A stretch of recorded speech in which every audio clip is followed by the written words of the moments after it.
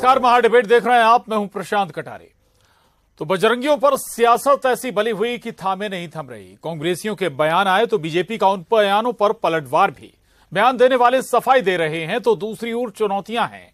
जहां से विवाद शुरू हुआ, चुनाव खत्म होने पर शायद वहां यानी कर्नाटक में विवाद थम जाए, लेकिन एमपी में गुंजाइश कम है। चर्चा करें उससे पहले रिपोर्ट देखिए।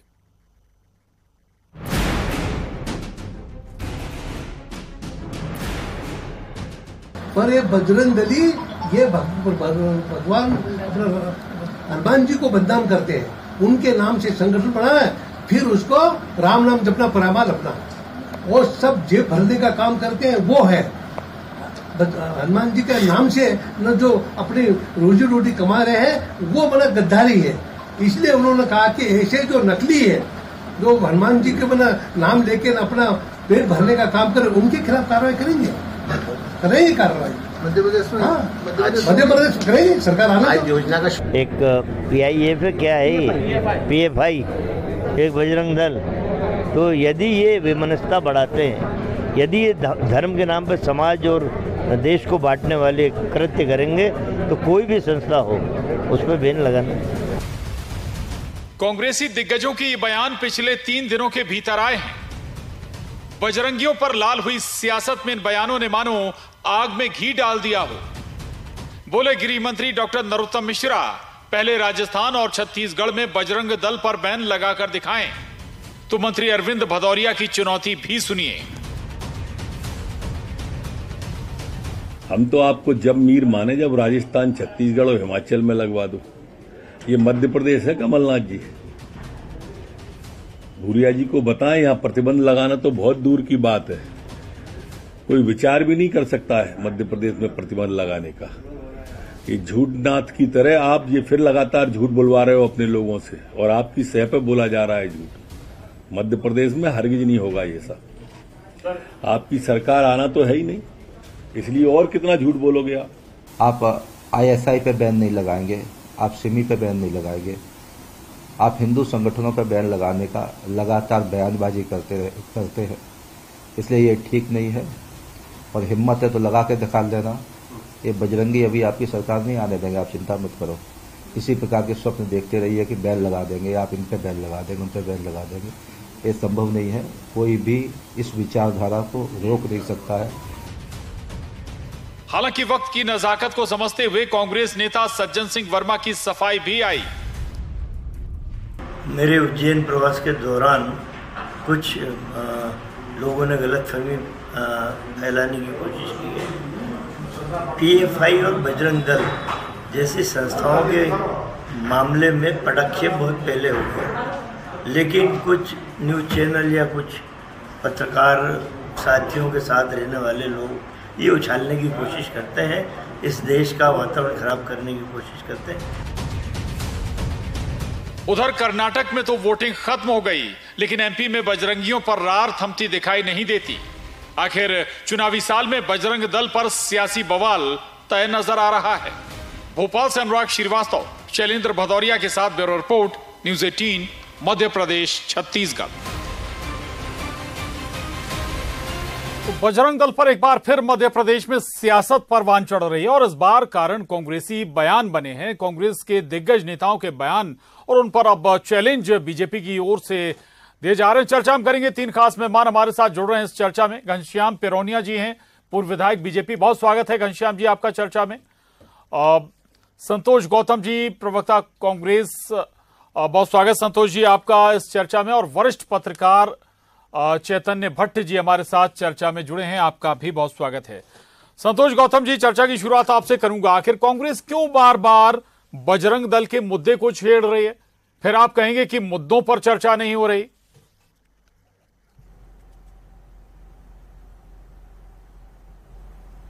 स्पष्ट कर दूं कि कांग्रेस कोई बजरंग दल के मुद्दे को नहीं छेड़ रही है, लेकिन जब रिएक्शन मांगा जाता है तो कांग्रेस के लोग रिएक्शन देते हैं। मैं तो कहता हूं कि मध्य प्रदेश के मुद्दे ये हैं ही नहीं।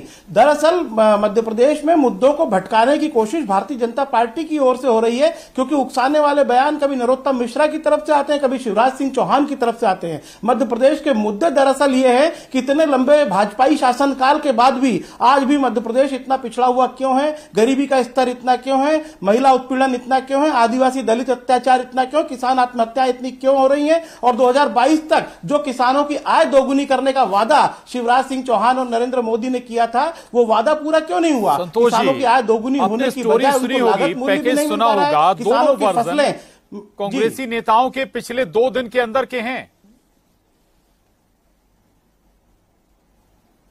मैंने कहा ना आपको कि जब भी उनसे रिएक्शन मांगा जाता है तो कांग्रेस के लोग रिएक्शन देते हैं। और एक चीज और मैं स्पष्ट कर दूं कि बजरंग दल कोई बजरंग बली को मानने वाले लोगों का नहीं है। बजरंग दल कुछ हुड़दंगी लोगों का संगठन है। और मैं ये कहता हूं कि कर्नाटक में यदि उन पर बैन लगाने की आवश्यकता पड़ी तो कर्नाटक के लोगों को लगता होगा कि बजरंग दल वहां पर उत्पात मचाता है, लेकिन मध्य प्रदेश का इस बात से कोई संबंध नहीं है। मध्य प्रदेश में देखा जाएगा कि कौन सा संगठन यहां पर अधिक आक्रामक तरीके से अपना काम कर रहा है, कौन सा संगठन कानून को अपने हाथ में लेता है। मैं कहता हूं कि बजरंग दल कोरोना के समय कहां था जब हजारों लोग मर रहे थे? बजरंग दल उस समय कहां था जब किसान लोग आंदोलन कर रहे थे? दिल्ली के अंदर इतने कि 700 किसान मरे, बजरंग दल ने आंदोलन क्यों नहीं किया कि किसानों के पक्ष में हम खड़े हैं? अभी इतनी महिला पहलवान दिल्ली में आंदोलन कर रही हैं कि एक ब्रजभूषण शरण सिंह के खिलाफ केस किया जाए। बजरंग दल क्यों नहीं सामने आके बोलता कि हमारी माता बहनें जो मेडल जीत कर लाई हैं उनके पक्ष में हम खड़े हैं? बजरंग दल क्यों नहीं आवाज उठाता शिवराज सिंह चौहान के खिलाफ कि श्योपुर में सबसे भयानक कुपोषण है, अलीराजपुर सबसे गरीब जिला है, इतनी बेरोजगारी मध्य प्रदेश में फैली हुई है, इतने भ्रष्टाचार हो रहे हैं, व्यापम में इतनी मौतें हुई। बजरंग दल जाके शिवराज सिंह चौहान के घर को क्यों नहीं गिरता है कि आखिर इतने भ्रष्टाचार, नर्मदा नदी का रेत का अवैध उत्खनन क्यों हो रहा है? ठीक है, चलिए। अगर इतना ही हिंदूवादी संगठन है, बहुत सारी बातें ये सारी मुसीबतें संतोष गौतम जी कह रहे हैं, लेकिन एक बात हम अपने मसले पर रहते हैं घनश्याम जी। कांग्रेस कहती है कि भाई हमने तो बजरंग दल के लिए कुछ कहा ही नहीं है, बोला ही नहीं है, जानबूझकर आप लोग मुद्दों से भटका रहे हैं। अगर इन्होंने नहीं कहा है तो ये विषय आया कहां से? कर्नाटक में हम ये प्रतिबंध लगाएंगे, ये मुद्दा कहां से आया? और उस पर ये कह रहे साहब प्रतिक्रिया में क्रिया में प्रतिक्रिया हुई है। मैं निवेदन करना चाहता हूं संतोष जी से, बजरंग दल या विश्व हिंदू परिषद, इनके कार्यक्रम दूसरे प्रकार के जो राम जन्मभूमि आंदोलन को लेकर के और इनका कार्यक्रम है। अब आप लगे हो साहब कि किसानों पर क्यों नहीं बोले, इस पर क्यों नहीं बोले, उस पर क्यों नहीं बोले। और कोरोना काल में कहा भैया बजरंग दल या विश्व हिंदू परिषद, इनका आंदोलन राम जन्मभूमि पर राम का भव्य मंदिर बने, जनमानस में चेतना पैदा करे, ये करने का उसमें लगे हुए हैं। और जब जब कांग्रेस का जोर चला और उन्होंने इस पर प्रतिबंध लगाने का काम किया, जनता ने उनको नकार दिया।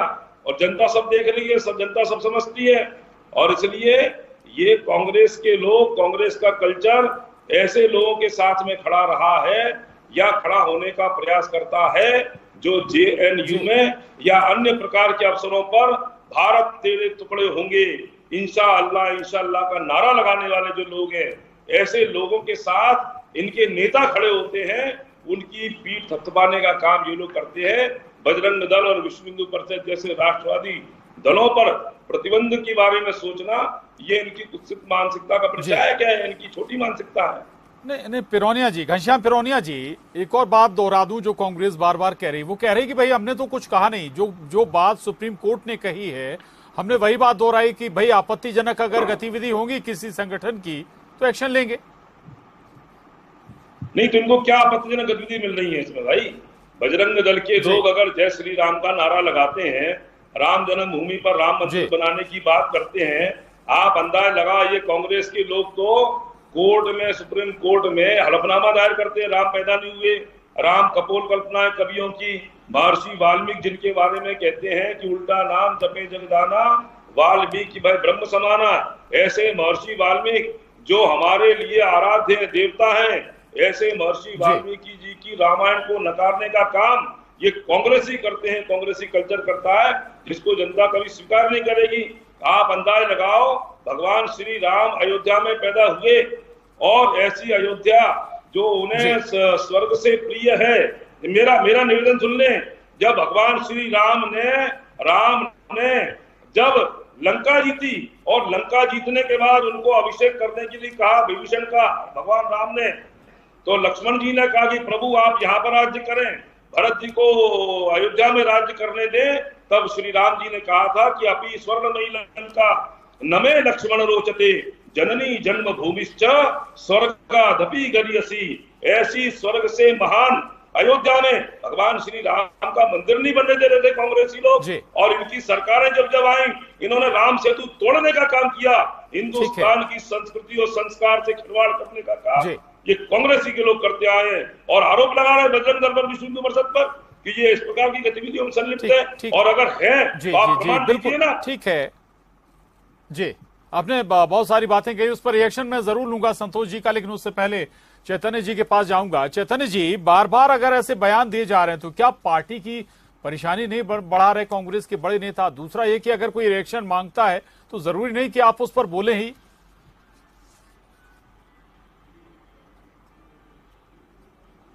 देखिए, सबसे बड़ी कांग्रेस की दिक्कत ये है कि इसके जो नेता हैं वो बोलते पहले हैं, सोचते बाद में, और इसलिए वो गले की फांस बन जाता है। जब आपको मालूम है कि पूरे देश में एक ध्रुवीकरण की स्थिति बन चुकी है, भारतीय जनता पार्टी ने जिस तरह से धर्म को आधार बना के अपनी राजनीति शुरू की है, उस दौरान अगर आप इस तरह के हिंदुओं के भगवानों के बारे में कहते हैं, ये ठीक है कि बजरंग दल का बजरंग बली से कोई लेना देना नहीं है, लेकिन बजरंग दल की स्थापना तो बजरंग बली के नाम पे ही हुई थी ना, और ये कोई आज तो हुई नहीं है। तो 84 में स्थापना की थी विनय कटियार जी ने। PFI तो अभी 2006 में उसकी स्थापना हुई थी, जिसमें 3 मुस्लिम संगठन थे और जो सिमी का ही एक दूसरा रूप था। तो ऐसे संस्था के साथ अगर आप बजरंग दल का मुकाबला कहेंगे कि ये दोनों दल इस तरह की हरकतों में शामिल हैं, तो जाहिर सी बात है कि भारतीय जनता पार्टी तिल का ताड़ बनाने में तो बहुत एक्सपर्ट है। और उसका देख लिया आपने कर्नाटक में जिस तरह से भारतीय जनता पार्टी और उनके प्रधानमंत्री नरेंद्र मोदी जी ने ये आह्वान किया कि जो भी वोट डालने जाता है वो वोट डालने के पहले, बटन दबाने के पहले जय बजरंगबली का उद्घोष करे। तो इन सब तमाम चीजों से कांग्रेस को बचना चाहिए। लेकिन कांग्रेस की संग दिक्कत ये है कि आ बैल मुझे सींग मार, बैठे ठाले कुछ न कुछ ऐसी बात कर देते हैं उनके नेता जो फिर बाद में उसकी आपको सफाई देना पड़ती। अभी मध्य प्रदेश में तो बजरंग दल से कोई संबंध ही नहीं था। अभी कर्नाटक में ठीक है, कहा गया कि घोषणा पत्र में कहा गया कि हम PFI और बजरंग दल में वो कर देंगे, और बजरंग दल में कोई ऐसा नहीं कि पहली बार इसके प्रतिबंध की बात हो रही है। ये तो जब आपका बाबरी मस्जिद गिरी थी तब भी नरसिम्हा राव सरकार ने बजरंग दल पे प्रतिबंध लगा दिया था, RSS पे प्रतिबंध लगाया था। लेकिन ये है कि अनलॉफुल प्रिवेंशन जो ट्रिब्यूनल है उसने 6 महीने में उसका प्रतिबंध हटा दिया। तो ऐसा नहीं है कि दिक्कतें क्या है कि वही मैं कह रहा हूं कि आप अपनी लाइन बड़ा कीजिए ना। कांग्रेस को अगर चुनाव लड़ना है, सत्ता में आना है, अभी तो कई स्टेट के चुनाव है। देखिए अभी कर्नाटक में जो पहले जो आ रही थी, सर्वे आ रहे थे, उसमें कांग्रेस की बढ़त दिखाई जा रही थी। लेकिन जब से ये बजरंगबली वाला मुद्दा चला है और जिस तरह से भारतीय जनता पार्टी ने उसको भुनाया है, उससे कांग्रेस की स्थिति कहीं ना कहीं कमजोर हो रही। क्योंकि देखिए भारतीय जो व्यक्ति है वो बहुत धार्मिक आस्थाओं से जुड़ा हुआ है। उसकी आस्था पे अगर थोड़ा भी कोई चोट पहुंचाता है, वो ठीक है कि राजनीतिक लोग इसका लाभ उठा लेते हैं, लेकिन उस आस्था पे अगर आप कहीं भी थोड़ी भी चोट होती है तो, और वर्तमान में जिस तरह से स्थितियां बनी है, ध्रुवीकरण हुआ है, उसमें इस तरह के बयान देना मुझे लगता है कि कांग्रेस के लिए घातक साबित होगा। जी, ठीक बात है। संतोष जी, आपने सुनी होगी विस्तार से बात चैतन्य जी की, आ बैल मुझे सींग मार। दूसरा ये कि भाई चैलेंज दे रहे हैं गृह मंत्री साहब की, भाई पहले मध्य प्रदेश तो छोड़िए, 2 जगह आपकी सरकार है, राजस्थान में, छत्तीसगढ़ में, वहां करके दिखा दे मैन। नहीं, हमने ये कहा ही नहीं है कि हमको बैन करना है बजरंग दल को। जहां का कर्नाटक का मुद्दा है वहां रहा होगा। हमने न तो राजस्थान में कहा, न मध्य प्रदेश में कहा, न छत्तीसगढ़ में कहा है। दरअसल भारतीय जनता पार्टी के नेता, 2 बड़े नेता कह रहे हैं, हमने दोनों की बातें भी सुनवाई, कांतिलाल भूरिया, सज्जन सिंह वर्मा जी। मेरी बात तो सुन लीजिए जी, मेरी बात जी। मेरी बात सुन लीजिए प्रशांत भाई, आप बिल्कुल सही कह रहे हैं। अगर उनसे कोई रिएक्शन मांगा गया होगा तो उन्होंने रिएक्शन दिया होगा, लेकिन मोटे तौर पर कांग्रेस पार्टी मुद्दों से भटकने वाली नहीं है। कांग्रेस पार्टी इस बात से नहीं भटकेगी कि वो 1500 रुपए प्रति माह माता बहनों को देने के लिए और 500 रुपए में गैस की टंकी देने के लिए प्रतिबद्ध है। कांग्रेस इस बात से नहीं भटकेगी कि वो बेरोजगारी, मध्य प्रदेश में फैली गरीबी और जितना भी यहां पर भ्रष्टाचार हुआ है उस पर जनता का ध्यान आकर्षित करे कि किस प्रकार पोषण आहार घोटाला हुआ, किस प्रकार व्यापम से मौतें हुई, किस प्रकार नर्मदा नदी का अवैध उत्खनन। तो कांग्रेस पार्टी मुद्दों से नहीं भटकने वाली है। अगर हमारी तरफ से कोई इक्का दुक्का बयान भी आ जाता है तो मैं समझता हूं कि पूरी कांग्रेस पार्टी इस बात के लिए पूरी तरह से एकजुट है कि वो मुद्दों से ध्यान नहीं भटकाएगी। शिवराज सिंह के 15-17 सालों के शासन को कटघरे में खड़ा करेगी, मध्य प्रदेश के पिछड़ेपन के लिए सवाल पूछेगी, अपनी योजनाएं बताएगी। वो बताएगी कि किस प्रकार हमने 27 लाख किसानों की कर्ज माफी की, 11,500 करोड़ रुपए की। भारतीय जनता पार्टी तो उसको भी जुटलाने की कोशिश करती है, लेकिन इनके जो वो थे कृषि मंत्री, उन्होंने विधानसभा में स्वीकार किया है कि हां 27 लाख किसानों की कर्ज माफी हुई है 11,500 करोड़ की। तो भारतीय जनता पार्टी कितना भी मुद्दों को भटकाने की कोशिश करे, नरोत्तम मिश्रा जो हमें चुनौती दे रहे हैं, हमें उनकी चुनौती की तरफ ध्यान भी नहीं देना है, क्योंकि उनकी चुनौती केवल इसीलिए है कि वो कैसे बताएंगे कि मध्य प्रदेश की जो कानून व्यवस्था कितनी खराब है, जिसके लिए सीधे जिम्मेदार नरोत्तम मिश्रा है। रोज इंदौर जैसे महानगरों में हत्याएं हो रही हैं और पूरे मध्य प्रदेश के यही हालात हैं। जो अवैध खनन करने वाले कुछ भी कर लें, कोई भी मुद्दा छेड़ लें, कुछ भी उठा लें। देखिए क्या है संतोष जी जो बातें कर रहे हैं ना, वो कोई मतलब की बातें नहीं है। अब मुद्दा ये है, वो खुद ही भटक रहे हैं। मुद्दा है बजरंग दल पर प्रतिबंध। अब वो लगे हैं साहब की वो भ्रष्टाचार, वो व्यापम, वो अरे माननीय घनश्याम जी, उसी मुद्दे पर हम भटकने वाले नहीं है। आपकी बातों पे आपके ट्रैक में आने वाले नहीं है। आप तो बताइए, आपकी सरकार कांग्रेस की, तू इधर उधर की बात न कर, तू बता कि कारवा क्यों लूटा। तू इधर उधर की बात न कर, तू बता कारवा क्यों लूटा। मध्य प्रदेश के पिछड़ेपन का जवाबदार कौन है? शिवराज सिंह के शासनकाल में कर्जा माफ करेंगे, एक भी किसान का कर्जा माफ किया। आपने कहा अरे दल को बीच में लाइए, से भटकाने का काम ये कांग्रेस के लोग करते हैं, आप लोग करते हैं। और मैं निवेदन करना चाहता हूं, अभी मैंने कई जगह इनके वो देखे होर्डिंग, उसमें लिखा हुआ राम भक्त कमलनाथ जी। अब ये बताइए आप ये बोर्ड पे क्यों लिख रहे हैं भाई? आपको क्या लिखने की आवश्यकता है कि हम राम भक्त हनुमान हैं? अरे आप जनता के मुद्दों पर लड़ो ना, आप जनता के मुद्दों पर आइए और जनता के मुद्दों के लिए भारतीय जनता पार्टी सजग है। भारतीय जनता पार्टी गरीबों का कल्याण करने की सजग है। अरे भारतीय जनता पार्टी के सरकार में समझ पाए, हमारी सरकार ने किया है। हमारी सरकार ने पार्टी लाइन, आपकी पार्टी लाइन दर्शक समझ पाए, इसलिए कृपया एक एक कर बात रखें। रोनिया जी, संतोष गौतम जी कह रहे हैं साहब हमारी सरकार आएगी तो हम 1500 रुपए देंगे। अरे भैया जब तुम्हारी सरकार थी तो दिए क्यों नहीं? क्यों योजना बंद करी आपने? 15 महीने की सरकार में संबल योजना, संतोष जी रिएक्शन इस पर। संतोष जी, कन्यादान योजना बंद की। अरे आप गरीबों के हित कल्याण की नहीं, गरीबों को दबाने की बात करते हो। ऐसी योजना घनश्याम जी, संतोष जी की बात सुन लीजिए। घनश्याम जी, ये खींच, ये बजरंग दल, ये आरएसएस, अरे सुन लीजिए पहले घनश्याम जी। अरे आरएसएस की तो आप कर्ता नहीं कर सकते हो। अगर आपने मध्य प्रदेश के विकास के लिए कुछ किया होता, अगर आपका फेलियर नहीं होता तो आपको बजरंग दल और आरएसएस की पीठ के पीछे छुपने की आवश्यकता नहीं पड़ती। आपको बजरंग दल, आरएसएस इनके पीछे छुपने की आवश्यकता क्यों पड़ रही है? आप अपने विकास के काम गिनाइए। प्रशांत जी, इनसे पूछे कि कोई 5 विकास के काम गिना दे। प्रशांत जी, इनसे कोई 5 विकास के काम गिनाइए कि मध्य प्रदेश के विकास के लिए, मध्य प्रदेश को पिछड़ेपन से निकालने के लिए, बीमारू राज्य की श्रेणी से निकालने के लिए उन्होंने क्या किया? जी, चैतन्य जी के पास जाऊंगा मैं। चैतन्य जी, ठीक है घनश्याम जी, लौट आ रहा हूं मैं आपके पास। संतोष जी आ रहा हूं। चैतन्य जी, क्या जानबूझकर या फिर धोखे अनजाने में कांग्रेस ऐसे मुद्दे नहीं दे देती है जो बीजेपी को रास आते हैं, या हम ये कहें क्रिकेट की भाषा में कि भाई बीजेपी के अनुसार जो अनुकूल पिच है उन मुद्दों पर कांग्रेस मौका दे रही खेलने का?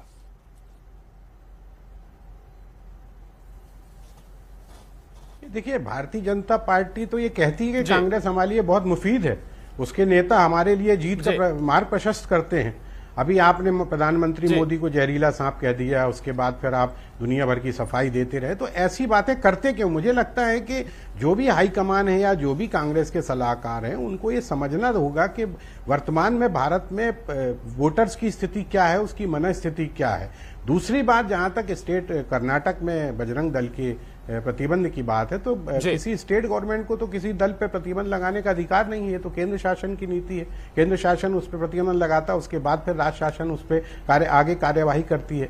तो इसलिए मुझे लगता है कि ये इस तरह के जो बयान हैं, जैसे कि यही बजरंग दल वाला मसला है, अभी जबलपुर में बजरंग दल ने, जब से कर्नाटक का मसला हुआ, जबलपुर में बजरंग दल के सैकड़ों कार्यकर्ताओं ने कांग्रेस का जो कार्यालय था उसमें जबरदस्त रूप से तोड़फोड़ की, जिसपे कांग्रेसी बड़े आक्रोशित हुए, लेकिन उनका कहना था कि हम हिंसा पे भरोसा नहीं करते हैं। और विवेक तनखा जी जो हैं, उनके नेतृत्व में एक मौन प्रतिकार जुलूस भी निकला था। लेकिन सवाल इसी बात का बार बार आ जाता है कि आप ऐसे मुद्दे बैठे ठाले हाथ में भारतीय जनता पार्टी के दे क्यों देते हो? आप तो भारतीय जनता पार्टी के बारे में बात ही मत करो, आप धर्म के बारे में बात ही मत करो, आप तो सिर्फ अपनी बात करो कि हम क्या करने वाले हैं, भविष्य में हम क्या करेंगे, और हमने पिछले 60 सालों में जब हमारी सरकार थी तो हमने क्या क्या देश के लिए किया है और हम भविष्य में क्या करेंगे। आप किसी की लाइन मिटा के अपनी लाइन को बड़ा करेंगे तो ये निश्चित तौर पर इसमें नुकसान होगा। आप अपनी खुद बड़ी लाइन कर दीजिए ना। तो जब ऐसे मुद्दे हैं, जब भारतीय जनता पार्टी का जो प्रचार तंत्र है वो बहुत जबरदस्त रूप से तगड़ा है, कांग्रेस का प्रचार तंत्र उसके मुकाबले में कहीं ठहरता नहीं है, और वो इतनी सी बात को लेके जिस तरह से उसको एलोबरेट करते हैं, उसमें वो कमाल क्या उनमें सिद्धस्त है वो इस मामले को लेके। तो ऐसे ऐसे धार्मिक मुद्दों को अगर उठाती, अब जैसे मध्य प्रदेश में भी कमेंट्स कर सकते हो भाई, बिल्कुल बड़ी बात आपने कही, मैं इस पर रिएक्शन संतोष जी का नुकसान तो कांग्रेस का संतोष जी ये, और दूसरा जी संतोष जी, अरविंद भदौरिया एक बात और कहते हैं कि भाई आप बजरंगबली विरोधी हैं, आपको सिमी पर एक्शन में डर लगता है और बजरंग दल पर बैन की बात करते हैं आप। देखिए, मध्य प्रदेश में जो सबसे बड़ा हनुमान मंदिर है वो कमलनाथ जी ने बनवाया, छिंदवाड़ा में, किसी से छिपा हुआ नहीं है। और बजरंगबली से उनका बड़ा भक्त अभी शायद ही कोई भारतीय जनता पार्टी में हो। Bharatiya Janata party vote bank की राजनीति के लिए हिंदुत्व को बीच में लाती है। कांग्रेस के लिए हिंदुत्व कोई राजनीतिक मुद्दा नहीं है, वो व्यक्तिगत आस्था का प्रश्न है। कांग्रेस कभी भी मुद्दों से भटकेगी नहीं। कांग्रेस कितना भी ये बजरंगबली की आड़ में छिप ले, ये आरएसएस की आड़ में छिप ले, लेकिन कांग्रेस इनसे सवाल पूछेगी कि 17 वर्षों के पिछड़ेपन की जवाबदार भाजपा को अब जनता क्या दंड दे, ये खुद करें। क्योंकि मध्य प्रदेश क्यों नहीं आया कर्नाटक की श्रेणी में या पंजाब की श्रेणी में, अग्रणी राज्यों की श्रेणी में क्यों नहीं आ रहा मध्य प्रदेश? सबसे बड़ा बजरंगबली भक्त तो कांग्रेस में कौन है? संतोष जी कह रहे हैं सबसे बड़ी मूर्ति बजरंगबली की तो कांग्रेस ने बनवाई है। जी सही कह रहे हैं। ये कांग्रेस की नीति हमेशा तुष्टीकरण की नीति रही है। वोट के लिए ये कभी किसी के साथ में खड़े हो जाते हैं और कभी किसी के साथ में खड़े हो जाते हैं। अभी इनको लग रहा है कि हमको हनुमान जी की जय बोलना है तो हनुमान जी महबूबा मुफ्ती के साथ मिलकर सरकार किसने बनाई थी?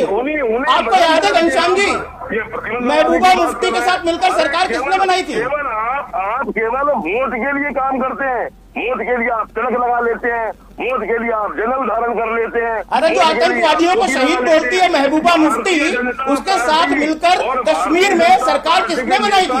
आप बताइए जरा, इस प्रश्न का जवाब दीजिए। खुलकर खड़े हुए हैं, हमारी विचारधारा अगर खुलकर खड़ी हुई है और जनता इसलिए हमारी विचारधारा का सम्मान करती है। हम लोटा नहीं है बेचांदी के लोटा कि यहाँ गए तो यहाँ लग गए। आपकी विचारधारा तोड़ने वाली विचारधारा है, विकास की कोई विचारधारा है नहीं। विचारधारा आपकी विकास की है क्या, ये बताइए पहले तो। आपकी तोड़ने की है, दंगाई विचारधारा है आपकी। भारतीय जनता पार्टी, माफी चाहूंगा, वक्त की कमी है, आप सभी से माफी चाहूंगा, लेकिन ये जरूर देखना होगा कि भाई आने वाले वक्त में ऐसे बयान जो पार्टी के लिए नुकसान पहुंचाए, नेता कितना इससे बचेंगे। दूसरा ये कि चुनावी साल है तो फिर गाहे बगाहे ऐसे मसले, धार्मिक मसले भी उठते रहेंगे। बहुत शुक्रिया आप सभी खास मेहमान का। डिबेट में इतना ही।